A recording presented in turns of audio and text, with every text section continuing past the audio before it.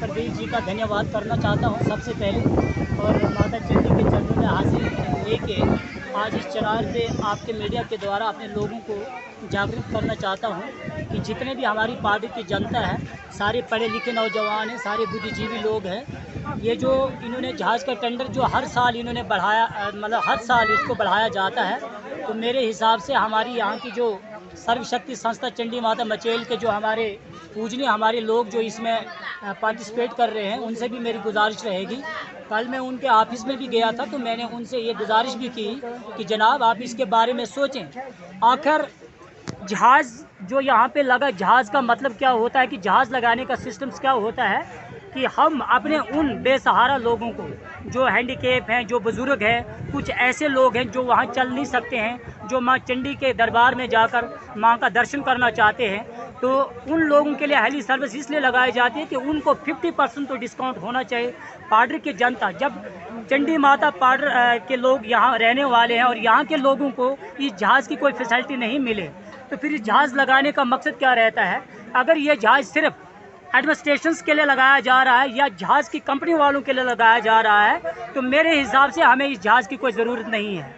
क्योंकि अगर एडमिनिस्ट्रेशन का अपना पर्सनल इसमें कोई इंटरेस्ट है या गवर्नमेंट का इसमें पर्सनल इंटरेस्ट है, मैं पूछना चाहूँगा गवर्नमेंट से कि यहाँ नवपंची जाओ, यहाँ कटरा से ये मतलब हेलीपैड से माता वैष्णो देवी कटरा जाओ, अमरनाथ बालटाल से जब अमरनाथ के लिए जहाज़ उड़ता है, तो उस एरिया को भी इसके साथ मेंशन किया जाए, वहाँ पे जहाज़ का चार्जेस क्या है और यहाँ पे जहाज़ का चार्जेस क्या है। पिछले बार इन्होंने रखा था जहाज़ फिर 7500, इस बार इन्होंने 7590 कर दिया, अगले बार ये 10,000 कर लेंगे। अगर एडमिनिस्ट्रेशन को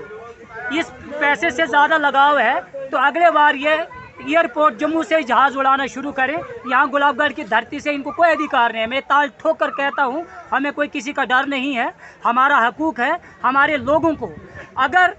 पाडर की जनता के लिए जहाज़ लगा है, तो पाडर के लिए, पाडर के चाहे वो कबन से हो, चिट्टो से हो, गंधारी से हो, पलाली से हो, मचेल से हो, यानी पाडर के किसी भी एरिया से मेरे बुजुर्ग लोग जो हैं, अगर उनको जहाज़ का किराया 50% डिस्काउंट किया जाता है, तो हमें बिल्कुल ये मंजूर है कि आप जहाज़ उड़ाएं। अदरवाइज़ हम कहते हैं कि एडमिनिस्ट्रेशन का अपना पर्सनल इंटरेस्ट है। अगर वो 7500 पे यहाँ से इनका साथ मतलब सौदा करते हैं, तो इसका मतलब है कि कुछ हलवा मांडा इन दोनों के साथ है, कंपनी और एडमिनिस्ट्रेशन के साथ। सरकार से यही कहना चाहता हूँ कि अगर गवर्नर इंतज़ामिया आपके चैनल के माध्यम से हमारी इस वीडियो को सुनते हैं, मेरे गवर्नर साहब से गुजारिश रहेगी कि फौरी तौर पे इन पे एक्शन किया जाए। जहाज़ की कंपनी के इन लोगों को बुलाकर एडमिनिस्ट्रेशन और डीसी साहब से भी ये इंक्वायरी की जाए कि ये 7500 जो है ये किस कैपेसिटी में हमसे लिया जा रहा है।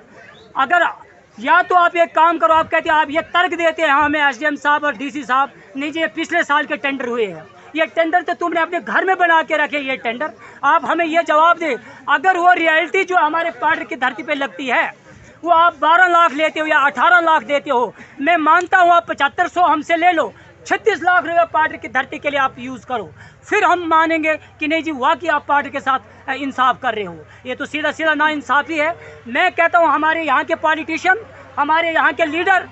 यहाँ तो हमारे लीडर ऐसे हैं कि जो इनके वहाँ जाके एजेंट बैठे हैं। हमारे आदरणीय, मैं अपने डीडीसी साहब से भी गुजारिश करूंगा कि कृपा करके आप वहाँ फिक्सेशन गेम ना खेलें, ताकि वहाँ जाकर एडमिनिस्ट्रेशन से बात करें। आप हमारे नुमाइंदे हैं। उसके बाद हमारी सर्वशक्ति संस्था के जो नुमाइंदे हैं, उनसे मेरी गुजारिश रहेगी कि इन पे अंकुश कसा जाए और जहाज़ के टेंडर को कैंसिल करवाया जाए।